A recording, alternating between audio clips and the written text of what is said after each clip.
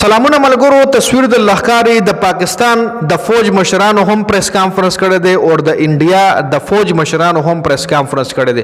د فوج مشرانو مطلب می دا دی چې په پاکستان او په انډیا کې درې قسم فوج دی، یو زمینی فوج، یو بحری فوج او یو هوایی فوج، یعنی ایر فورس بحری فوج کم چې په سمندر کې وي او بل د ځمکې فوج په ځمکه باندې چې کم جنگونه کیږي نو د هغې بیل فوجي. نو دی خپل مشر وي بیا نو هغه مشرانو درې واړه چې کوم دي د انډیا طرف هم او د پاکستان طرف هم د جنگ نه پس پریس کانفرنس کړی دی او خپل خبرې پکې کړې دي. د پاکستان د تصویر کې کتا سو ګوري د پاکستان د فوجیان چې کوم دي د مشرانو د چهرې تاسو وګورئ نو تاسو خپل اندازه چې دی کې شکست چا خوړل دي او کته بیا د انډیا چې کوم د آرمي مشران دي نو د مخونه تاسو وګورئ نو تاسو خپل اندازه کیږي چې دا جنگ چا ګټل دي او چا بایلل دي. خا د انډیا د کوم پریس کانفرنس نو پدې کې د صحافیانو هم پوښتنې کولې.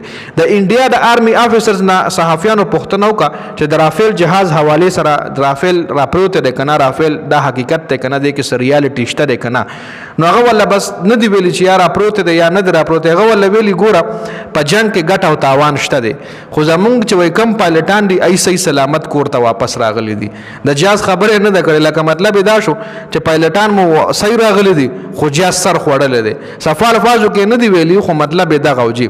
نو دا بالکل دا خبره د انډیا طرف څخه دا خو خیر انټرنیشنل میډیم دا خبره ریپورت کړې ده چې پاکستان د انډیا رافیل جهاز راغورځول دي کې خو مکمل ریالټي ده جی.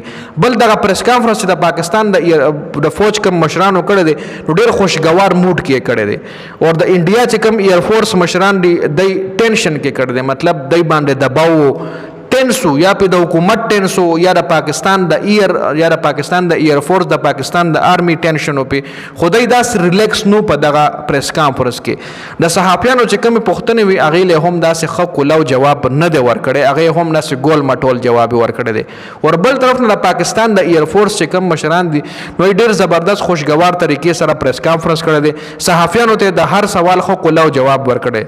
تر دې پورې چې صحافیانو ته د پاکستان د ایر فورس مشرانو د ډي جی ایس پی آر نه دا پوښتنه هم وکړه چې په سوشل میډیا مشهور ده چې تاسو د انډیا جنگي جهاز د انډیا یو پایلټ هم ګیرا کړی ده. نو د هغې حواله سره ډي جی ایس پی آر مکمل وضاحت ورکو چې دې کې هیڅ قسم حقیقت نشته دی. موږ سره په قبضه کې موږ سره په حوالاتو کې یا موږ سره ګرفتار د انډیا یو پایلټ هم نشته دی، لکه دغه اسې د سوشل میډیا خبرونه دي. تر دې پورې لکه هغه هر څه کلیر کړل، هر څه ډېر ښکلي طریقې سره جوابونه ورکړل. د انډیا له چې کم نقصانونه ورکړي هغې هم خب خلیعام وي په پریس کانفرنس کې چې موږ د انډیا کم ځای نه چې د انډیا میزایل په پاکستان راغلی وي، کم میزایل کم د انډیا چې میزایل دی او کم په ډېر فخر کوي نو د هغې چې کم ځای ډول موږ والله غم تباه کړی دی. د پاکستان د فوج مشرانو دا هم وي چې موږ انډیا ته د میزایلو اډې هم تباه کړي دي. پاکستان ایر فورس د انډیا په 26 مقاماتو باندې وای اٹیک کړی دی. پاکستان ایر فورس جهازونه 3 غنټې او 45 منټ د انډیا په حدودو کې ګرځېدلي دي او واپس ته صحیح سلامت راغلي دي. مکمل ډیټیل سره خو لو هر څه د عوامو مخامخ کې خل په خپل پریس کانفرنس کې اور بل طرف ته د انډیا چې کم آرمی مشرانو نو هغه عوام اسی ګول مټول جواب ورکړي دي. نو پته دی نه لګي شکست چا خوړل دي ګټه چا کړی ده.